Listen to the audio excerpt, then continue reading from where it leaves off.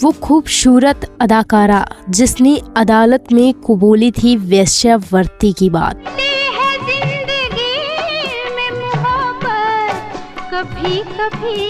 भारतीय सिनेमा का ऐसा कौन सा कद्रदान होगा जिसने इनका नाम नहीं सुना होगा। मनाने की आदत कहाँ पड़ गई, या इनकी फिल्में नहीं देखी होंगी। माला सिन्हा की खूबसूरती और अदायगी के लाखों कद्रदान पहले भी थे और आज भी हैं। बाल कलाकार की हैसियत से अपना फिल्मी सफर शुरू करने वाली माला सिन्हा ने 5 जनरेशन के अभिनेताओं के साथ काम किया। एक से बढ़कर एक शानदार फिल्में की हैं। मेरी तमन्ना की तकदीर तुम संवार दो। दोस्तों, आज हम जानेंगे माला सिन्हा की जिंदगी का वो सच जिसको सुनकर आप हैरान हो जाएंगे।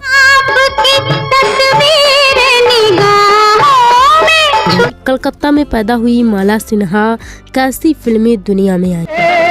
दिल का फूल खिला दो मेरे। क्या माला सिन्हा ने एक दफा खुद को जिस्म फरोशी के धंधे से जुड़ा बताया था?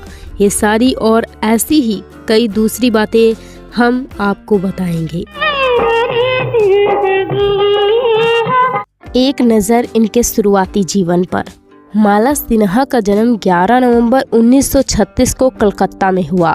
इनके माता पिता ईसाई थे। इनके पिता का नाम था एल्बर्ट सिन्हा और वो एक बंगाली थे, जबकि इनकी माँ नेपाल से ताल्लुक़ रखती थी। माता पिता ने इनका नाम एडला सिन्हा रखा था। लेकिन जब माला स्कूल में दाखिल हुई तो साथ पढ़ने वाले बच्चों ने इनका नाम बिगाड़ दिया और इन्हें एल्डा की जगह डाल्टा कहकर चिढ़ाना शुरू कर दिया। यही वजह थी कि नन्ही माला को बचपन से माता पिता का दिया वो नाम जरा भी पसंद नहीं था। हालांकि एल्डा यानी माला को नया नाम मिला था कुछ सालों बाद, और वो नया नाम माला नहीं बेबी नाज़मा था। एल्डा से बेबी नाज़मा और फिर माला सिन्हा नाम बनने की इनकी कहानी भी बड़ी ही दिलचस्प है।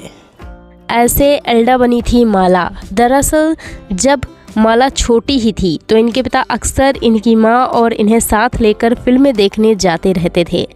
फिल्में देखकर छोटी उम्र में ही माला एक्ट्रेस बनने का ख्वाब देखने लगी। राज कपूर और दिलीप कुमार जैसे सितारे इन्हें पसंद आने लगे। फिल्मों का असर माला पर कुछ ऐसा हुआ कि ये छोटी उम्र से ही गाने लगी थी।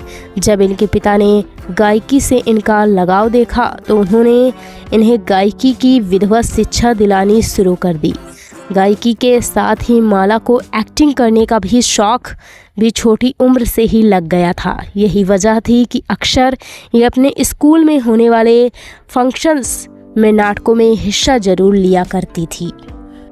यूँ खुला फिल्मी दुनिया का रास्ता। एक दिन नन्ही एल्डा उर्फ माला अपने स्कूल के एक फंक्शन में गीत गा रही थी। इत्तेफाक से वहाँ अर्धेंदु बोस भी मौजूद थे। अर्धेंदु बोस कलकत्ता के एक नामी फिल्म डायरेक्टर थे और इनके पिता एल्बर्ट सिन्हा के अच्छे दोस्त भी थे, और इत्तेफाक से अर्धेंदु बोस इनके पड़ोसी भी थे। अर्धेंदु बोस ने जब एल्डा को इतने सारे लोगों के बीच बिना किसी झिझक के गीत गाते देखा तो उन्हें बड़ा अच्छा लगा। उन्होंने एल्डा के पिता एल्बर्ट सिन्हा से इन्हें अपनी एक फिल्म में लेने की इच्छा जाहिर की।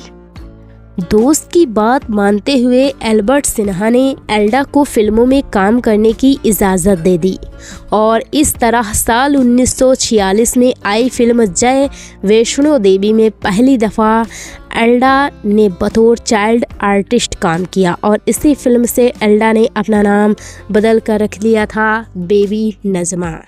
पहली फिल्म के बाद बेबी नज़मा उर्फ माला सिन्हा ने कुछ और फिल्मों में चाइल्ड आर्टिस्ट के तौर पर काम किया। फिर साल 1954 में आई फिल्म ढुली में पहली दफ़ा Mala Sinha as an actress नज़र आई और यही वो फिल्म थी जिससे उन्होंने अपना नाम बेबी नज़मा से बदलकर माला रखा था। ढुली में माला सिन्हा सपोर्टिंग एक्ट्रेस थी और आगे भी कई फिल्मों में माला ने सपोर्टिंग एक्ट्रेस के तौर पर ही काम किया और इन्हीं सपोर्टिंग किरदारों को निभाकर माला कलकत्ता फिल्म इंडस्ट्री का एक लोकप्रिय नाम बन गई थी। एक तस्वीर माला सिन्हा को बॉम्बे खींच लाई। कलकत्ता फिल्म इंडस्ट्री में जब माला सिन्हा का बढ़िया नाम होने लगा तो उनकी ख्याति देश के दूसरे हिस्सों तक भी पहुंचने लगी। इसी बीच इनकी एक तस्वीर फिल्म फेयर मैगजीन में छपी थी, जिसे इत्तेफाक से उस जमाने के नामी डायरेक्टर अमिया चक्रवर्ती ने भी देखा। अमिया चक्रवर्ती को माला सिन्हा की पर्सनैलिटी बहुत पसंद आई और उन्होंने माला को अपनी फिल्म बादशाह में काम करने का ऑफर दिया और माला को जैसे बस इसी मौके की तलाश थी। बचपन से ही हिंदी फिल्मों में नाम कमाने का सपना देखने वाली माला अपने माता पिता को साथ लेकर बॉम्बे यानी मुंबई आ गईं। माला ने बादशाह फिल्म में काम किया और इस फिल्म में इनके हीरो थे प्रदीप कुमार। हालांकि इस फिल्म में भी ये सपोर्टिंग एक्ट्रेस ही थी। कुछ लोग कहते हैं कि माला सिन्हा की पहली हिंदी फिल्म हैमलेट थी, जो कि इसी साल यानी 1954 में ही रिलीज हुई थी, लेकिन सच ये नहीं है। माला सिन्हा की पहली फिल्म बादशाह थी। हालांकि उनकी पहली दोनों फिल्में फ्लॉप हो गई, मगर हैमलेट फिल्म में माला सिन्हा की एक्टिंग की काफ़ी तारीफ हुई थी। बादशाह और हैमलेट के बाद माला सिन्हा ने रियासत, एकादशी और 116 नाम की फिल्मों में भी काम किया, लेकिन बतौर लीड एक्ट्रेस माला की पहली हिंदी फिल्म थी किरदार शर्मा की रंगीन रातें, जो कि 1956 में रिलीज हुई थी और किरदार शर्मा ने माला को ये फिल्म गीता दत्त जी के कहने पर दी थी, जिससे माला की मुलाकात उस वक्त हुई थी जब वो बॉम्बे में नई नई आई हुई थी। कुछ ही सालों में माला सिन्हा बॉम्बे फिल्म इंडस्ट्री में एक जाना पहचाना चेहरा बन गई।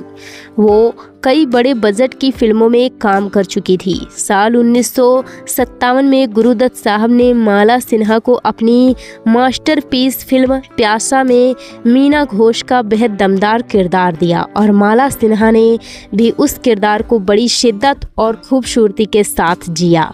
प्यासा की सफलता ने माला सिन्हा को हिंदी फिल्म इंडस्ट्री का एक बड़ा नाम बना दिया। प्यासा के बाद माला सिन्हा ने परवरिश, फिर सुबह होगी, देवर भाभी, मैं नशे में हूँ और लव मैरिज जैसी बड़ी फिल्मों में काम किया, लेकिन उनके कैरियर की अगली बड़ी नोटेबल फिल्म बनी महान डायरेक्टर स्वर्गीय यश चोपड़ा की डायरेक्टरियल डेब्यू धूल का फूल। इस फिल्म में माला सिन्हा मीना नाम की एक ऐसी विन ब्याही माँ के किरदार में दिखी जो कि समाज के डर से अपनी औलाद को छोड़ देती है। इस फिल्म के बाद माला सिन्हा बॉलीवुड की उस जमाने की टॉप रेटेड एक्ट्रेस में शुमार हो गई थी और फिर तो उन्होंने कभी भी पीछे मुड़कर नहीं देखा।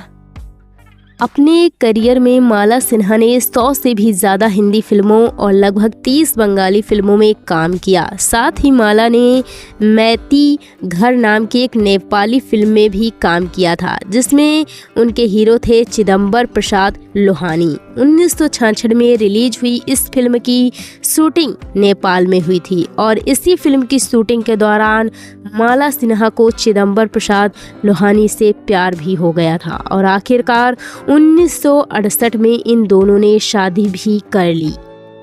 माला सिन्हा और चिदम्बर प्रसाद लोहानी की एक बेटी है जिसका नाम है प्रतिभा सिन्हा और प्रतिभा सिन्हा ने कुछ हिंदी फिल्मों में काम किया। हालांकि उनका फिल्मी कैरियर कुछ खास नहीं रहा और कुछ फिल्मों के बाद ही प्रतिभा सिन्हा ने एक्टिंग छोड़ दी। माला सिन्हा के जीवन में एक ऐसा वक्त भी आया था जब उन्होंने अपने मुंह से एक ऐसी बात बोल दी थी जिसके बाद देश भर में उनकी काफ़ी आलोचना हुई थी। दरअसल एक दफ़ा माला सिन्हा के घर पर इनकम टैक्स की रेड पड़ी थी। इस रेड में इनकम टैक्स वालों ने माला सिन्हा के घर के बाथरूम की दीवार से 12 लाख रुपए केस बरामद किए थे। उस ज़माने में 12 लाख रुपए बहुत बड़ी रकम हुआ करती थी। इनकम टैक्स ने ये सारे रुपए जब्त कर लिए, साथ ही माला सिन्हा के सभी बैंक खाते भी फ्रीज कर दिए। माला सिन्हा के पिता अपनी बेटी के 12 लाख रुपए जब्त होने से बहुत परेशान हो गए।